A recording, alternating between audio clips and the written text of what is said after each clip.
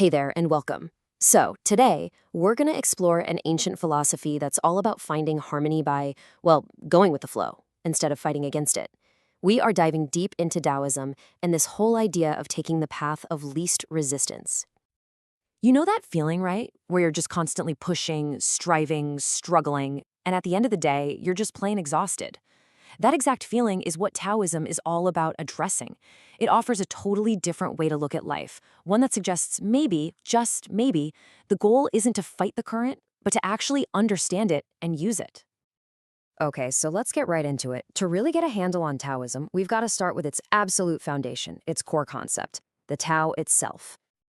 So, what in the world is the Tao? Well, it's not a god you pray to or some kind of deity.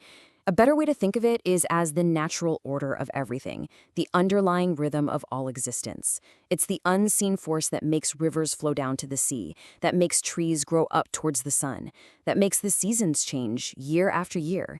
It's the ultimate unspoken principle that governs, well, everything. So, how do we actually use that understanding? That's where this amazing concept called Wu Wei comes in. It literally translates to non-action, but that can be a little misleading. It doesn't mean sitting on the couch doing nothing. It means effortless action. Picture a skilled boatman on a river. He's not rowing like a maniac against the current, is he? No way. He uses his paddle more like a rudder, just gently guiding the boat, letting the river's own energy do most of the work. Or think about a great leader. They don't force their team into a box. They clear the obstacles and let the team's natural talent just flow. That right there is Wu Wei, acting in harmony with the Tao, not fighting against it. And this brings us to one of the most famous symbols in the world, one you've definitely seen, yin and yang. We tend to think of them as opposites, right? Good versus evil, light versus dark. But in Taoism, that's not it at all. They're complementary forces that create a perfect, balanced whole. You literally can't have day without night or quiet without sound. One actually defines the other. The goal isn't for one side to win. It's for both to exist together in this beautiful, dynamic harmony. You know, when you start to live in this kind of harmony, certain qualities just naturally bubble up. These are known as the three treasures. They're the core virtues that guide a life lived in tune with the Tao. First, you've got Xian, which is all about simplicity, finding beauty and purpose in things that are uncomplicated. Then there's Ling, a kind of elegance that comes from natural grace, not from trying too hard. And finally, Shan, or wisdom, the kind of deep understanding you get just from watching the Tao at work. These aren't just pie-in-the-sky ideas. They're the real-world results of living a more balanced life.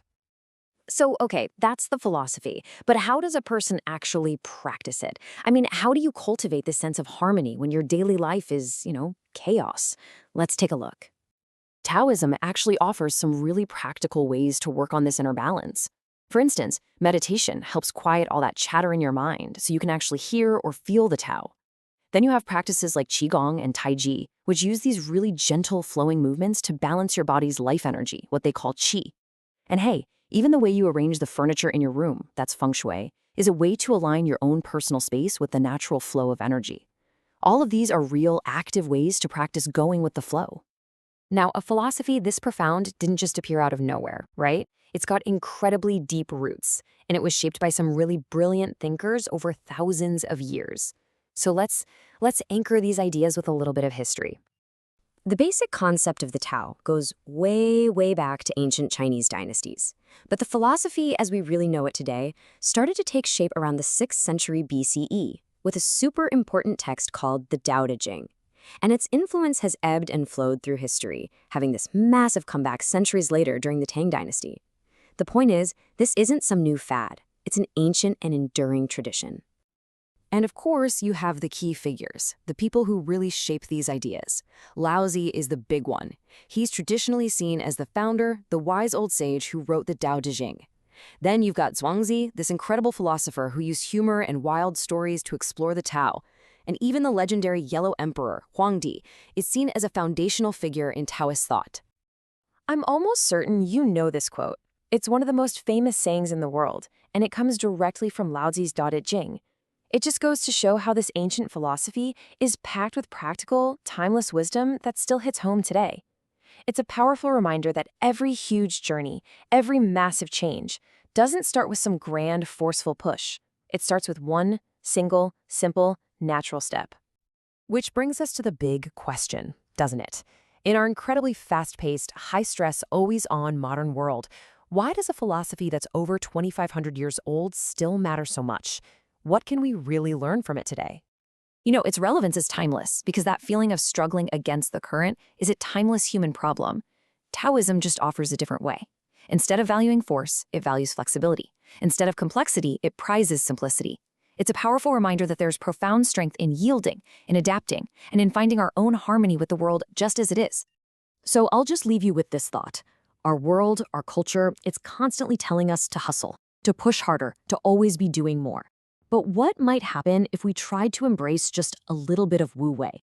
What could we accomplish not by forcing our way through life, but by finding that natural current and simply guiding our path along with it?